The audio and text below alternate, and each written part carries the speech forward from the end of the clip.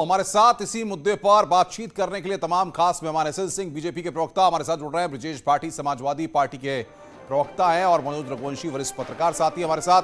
दो हमारे संवाददाता जुड़ रहे हैं, भदोही से सर्वेश और आजमगढ़ से अलाउद्दीन। पहले संवाददाताओं का रुख करते हैं क्योंकि 3 बज चुके हैं। 3 बजे की वोट पोलिंग परसेंटेज की क्या तस्वीर है वो यहां पर समझते हैं। अलाउद्दीन, पूर्वांचल में आजमगढ़ में किस तरीके से मतदान हो रहा है, अब तक कितना परसेंटेज मतदान वहां पर हो चुका है और क्या तस्वीर लग रही है, कौन कौन से मुद्दों पर लोग आकर के अपने मत को डाल रहे हैं? देखिए अनुपम, आप खुद भी फील्ड में रहे और लगातार आपने गाजीपुर बॉर्डर से लेके गाजीपुर तक का सफ़र तय किया, तो आपने भी जनता के मिजाज को समझा।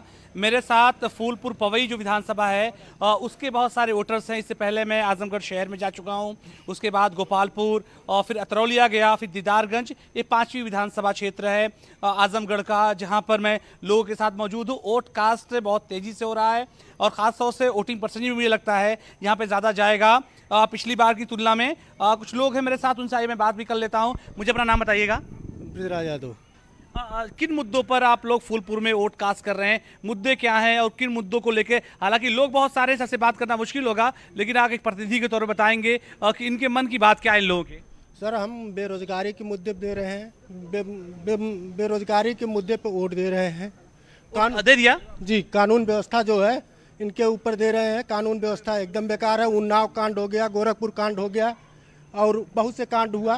तो उसके अलावा हमारा केवल इनके आवारा जो है पशुओं से हम लोग त्रस्त हैं, किसान हैं। लेकिन सरकार तो कह रही है कि हम जो है उसके लिए अवज में राशन भी दे रहे हैं। नहीं, राशन का कोई उतना नहीं। जब पशु आवारा पशु खा जा रहे हैं तो उससे ज़्यादा राशन खा ही गए। गेहूँ और उसका सब खा जा रहे हैं, तो उससे देने से क्या फायदा? 5 किलो गेहूँ 1 महीना हम दे रहे हैं और उससे ज़्यादा कई नुकसान हो जा रहा है, कई हजार। रमाकांत यादव यहाँ से समाजवादी पार्टी के प्रत्याशी हैं, वो बाहुबली भी कहे जाते हैं। इससे पहले बीजेपी में थे, लेकिन अब समाजवादी पार्टी के टिकट से वो चुनाव लड़ रहे हैं और उनके कई सारे समर्थक भी यहाँ हैं। क्या किन मुद्दों पे आप लोग वोट कास्ट कर रहे हैं? जी, हम तो भारतीय जनता पार्टी को वोट कर रहे हैं। बिल्कुल बिल्कुल अलाउद्दीन, हम आएंगे। लोग अपनी बातों को रख रहे हैं। भदोही से सर्वेश भी हमारे साथ हैं। सर्वेश, कालीन के लिए भदोही को जाना जाता है, उद्यमी बड़ी संख्या में वहां पर रहते भी हैं, एक्सपोर्ट का काम भी होता है। आज वहां की तस्वीर कैसी है और किस तरीके से मतदान हो रहा है, कितना परसेंटेज अब तक आया है? देखिए अनुपम, अभी जो हमारे पास आंकड़ा है वो 1 बजे तक का है, जिसमें 35.59% लोगों ने मतदान किया है। लेकिन 3 विधानसभाएं यहाँ पर हैं, भदोही, औराई और ज्ञानपुर। तीनों विधानसभाओं में सुबह से हम लगातार जा रहे हैं और देख रहे हैं कि इस तरह से यहाँ पर लाइन लगी हुई है। आप देख सकते हैं कि एक लंबी लाइन है जिसमें सैकड़ों लोग लाइन में लगे हैं और अपने बारी का इंतजार कर रहे हैं। मतदान देने को लेकर भी लोगों में उत्साह है। महिलाओं की यहाँ पर अलग लाइन है और हम कुछ लोगों से बातचीत करेंगे कि किस तरह से वो यहाँ पर लगातार इंतजार कर रहे हैं और अपने मताधिकार का प्रयोग करने पहुंचे हैं। और कई लोग हैं जो बात भी करना चाह रहे हैं, कुछ यहाँ की समस्याएं हैं, कुछ मुद्दे हैं जो बताना चाह रहे हैं। हम उनके पास चलेंगे, अनुपम, सीधे उन्हीं से बात करेंगे और जानेंगे क्या मुद्दे। साहब, आप बहुत देर से बताना चाह रहे थे, क्या बताना चाह रहे हैं, क्या मुद्दे हैं यहाँ के? भैया, यहाँ पे जो अधिकारी बैठे हैं अंदर, उनको दिखाई नहीं दे रहा है। बता रहे हैं 110 नंबर, वो ढूंढ रहे 1100 और कोई कह रहा है कि नहीं मेरा 110 है, तो कह रहे हमसे ज्यादा जानते हो। उनको दिखाई नहीं दे रहा है, बहुत कम। मुद्दे बताइए। ये तो अभी इस बात को हम लोग अभी पहुंचाते हैं अधिकारियों तक पहुंचाते हैं। और बताइए कि कितनी देर से खड़े लाइन में और क्या समस्या यहाँ की? 1 घंटे हो गया अभी हम लोगों को और लाइन घसक नहीं रही यहाँ की। हाँ, अब किसी को दिक्कत हो रही है, घर पे बच्चे छोड़ के आए हैं और लाइन यहाँ की घसक ही नहीं रही आगे। सर्वेश, बताइए जरा बूथ कौन सा है ताकि अधिकारी जो आयोग में न्यूज़ 18 देख रहे हैं वो समझ पाए, जान पाए। आप जरा बूथ बताइए, किस बूथ पर आप हैं और आगे भी होने की संभावना है। हम यही कहते हैं कि पहले देश सुरक्षित, फिर उसके बाद प्रदेश सुरक्षित, उसके बाद जो है क्या बोलते हैं हमारा विधानसभा सुरक्षित। हर हर मोदी। तो यहां पर हम आएंगे। सर्वेश, हम आएंगे आपके पास, आप बने रहिए। अलाउद्दीन, आप भी बने रहिए। एसएल सिंह हमारे साथ, बीजेपी के प्रवक्ता, ब्रजेश पाठी समाजवादी पार्टी के प्रवक्ता और मनोज रघुवंशी जी हर बार की तरह हमारे साथ हैं। मनोज रघुवंशी जी, आपके पास आ रहा हूं, फिर पॉलिटिकल मेहमानों के पास चलूंगा। आज जिस तरीके से 7वें और अंतिम चरण का मतदान हो रहा है, 1 बजे तक की पोलिंग परसेंटेज आ गई है, कुछ देर में 3 बजे का पोलिंग परसेंटेज भी आ जाएगा। आपको क्या लग रहा है, पूर्वांचल जो है वो इस बार जिस तरीके से काफी कुछ बदला है, काफी कुछ राजनीतिक परिस्थितियां काफी बदली हैं, उसमें वोटर तो घरों से निकल रहा है मतदान केंद्र पर?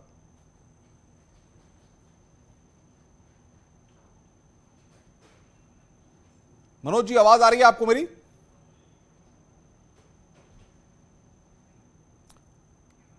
मनोज जी तक हमारी आवाज नहीं पहुंच पा रही है। मैं एसएन सिंह के पास आऊंगा, बीजेपी के प्रवक्ता हैं। सिंह साहब, पूर्वांचल में आप डेरा डाले हुए थे, कई बार आपसे मेरी मुलाकात भी हुई अपने पूर्वांचल के दौरे के दौरान।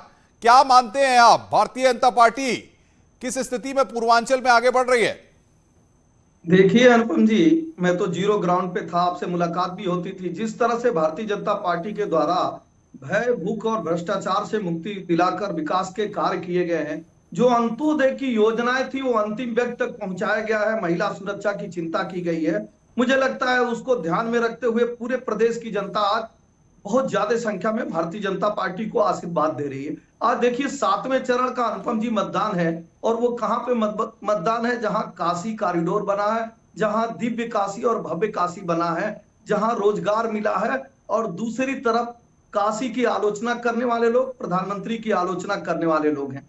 देखिए अनुपम जी, धार्मिक आस्था का केंद्र जो विंध्याचल है, आज उसका विकास हुआ है। कोई वहां उपनयन, लेकिन हम देख रहे हैं कि पहले जो बातें सामने आ रही थी, ब्रजेश भाटी जी, पहले अखिलेश यादव कह रहे थे कि 400 सीटें जीतेंगे, अब आ गई बात 300 तक। ये 100 सीटों का मार्जिन अपने आप क्यों कम कर दिया गया? अनुपम जी, मैं आपको बता दूं, माननीय अखिलेश यादव जी ने जो कहा है, हम एक बात बताइए, जैसे हमारे बीजेपी के प्रवक्ता कह रहे हैं कि अगर काशी का अपमान मोदी जी का अपमान है, मतलब इन चीजों को जोड़ने का इन्हें क्या कारण जरूरत पड़ गई? इनके प्रधानमंत्री को ग्राउंड पर उतरने की जरूरत क्यों पड़ गई? जब आपने इतना काम किया है तो आप क्यों डर रहे हैं? सच्चाई ये है कि जनता ने अब की बार इनको नकार दिया है। ये महिला सुरक्षा की बात कर रहे हैं, ये उस लोग इस कानून व्यवस्था की बात कर रहे हैं। यहाँ गृह राज्य मंत्री का बेटा किसानों को कुशल देता है, एक बेटी को दिन रात में जला दिया जाता है, ये व्यवस्था की है। अब की बार उत्तर प्रदेश का कोई व्यक्ति इनके बहकावे आने वाला नहीं है। ये प्रोपगंडा धर्म का चला के सत्ता में नहीं बैठ सकते। ये हिंदू मुस्लिम कराने की इन्हें कई बार कोशिश की, नहीं करा पाए। अब की बार इनका सफाया है। और रही 300 और 400 की सीटों की बात जो हमारे आदरणीय अध्यक्ष जी ने कही है, हम पूर्णतः बहुमत से सरकार अब की बार। मैं आऊंगा ब्रजेश भाटी आपके पास। मनोज रघुवंशी हमारे साथ हैं। मनोज जी, 1 बजे तक का जो पोलिंग परसेंटेज आया है वो लगभग 34% के आसपास है। क्या, किस नजरिए से इसे आप देखते हैं, और पूर्वांचल का जो मैंडेट होगा वो कितना महत्वपूर्ण मानते हैं आप? देखिए, पूर्वांचल में जब पिछली बार मोदी लहर थी तब भी बीजेपी को कोई बहुत अच्छा यहाँ पे वो नहीं मिला था, सीट्स नहीं मिली थी। अब की बार जो है वो तो वैसे ही डाउटफुल है। मतलब ये आपकी बात बिल्कुल सही है, ये कि अखिलेश ने 400 से घटा के 300 कर दी, लेकिन बीजेपी में भी वही हाल है कि अमित शाह आप ही के इंटरव्यू में बोलते हैं कि हमें 300 प्लस मिलेगी। योगी आदित्यनाथ आप ही के कैमरे में बोलते हैं कि हमें 300, पौने 300 मिलेगी। फिर आज आप ही कैमरे बोलते हैं कि नहीं, हमें 325 मिल जाएगी। आपके बीजेपी मतलब प्रेडिक्शंस का दौर जो है वो काफी, मैं आप सबके पास आऊंगा, वक्त की मजबूरी है, एक छोटा सा ब्रेक हमें यहां पर लेना है।